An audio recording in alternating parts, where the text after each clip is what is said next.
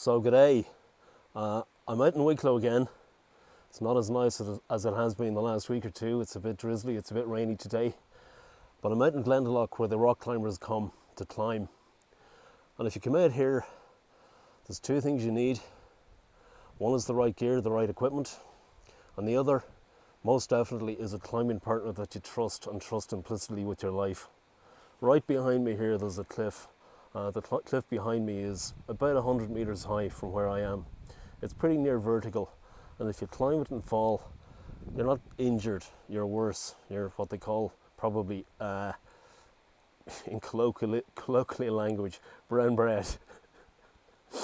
So you have to come out here with the right climbing partner, that climbing partner that you trust and trust implicitly with your life. And trust as well is important in business. Very important in business, and I look at trust and I think about trust a lot. And I look at LinkedIn and I see on LinkedIn lots of articles about trust, lots of articles about empathy in business, lots of articles about leadership. But funnily enough, there's something that's not talked about on LinkedIn that much, and that's responsibility. And responsibility is actually where it starts. Trust starts with responsibility. And if you think about it, responsibility accounted for and actions justified build trust. So responsibility is really where it starts, not with trust, but with responsibility. My advice to anybody building a business team is build your team around responsibilities. Build teams and structure your teams around responsibilities that individuals have. One of the things I do with my business is go into other businesses and understand how they work, or maybe sometimes how they don't work. And I don't ask the question, I don't ask what's your role. I ask what's your responsibility? What's your responsibility within the team? It's a very interesting question because it doesn't tell you what they do, it tells you what they do and how they begin to relate to other members of the team. So that question, what's your responsibility, is really important, really telling.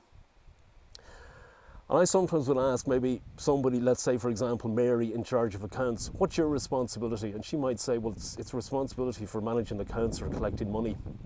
And then I might ask somebody else on the team, what's Mary's responsibility? And you might get a different answer. That's very interesting, that's very telling. You should really have shared responsibilities that you know and understand, and you know what every other member of that team is responsible for. So responsibility is key to running a team, managing a team, and developing a team. Keep in mind as well, as a business owner, you have responsibilities to the team. You are not devoid of responsibility. You are part of the team. You have responsibilities. You have responsibilities to the members of your team. If you want to know what those responsibilities are, give me a shout and I'll talk to you about it in more detail.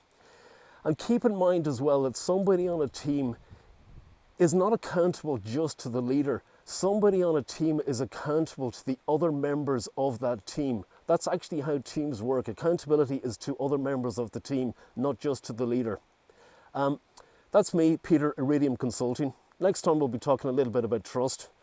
Thanks, and have a good day.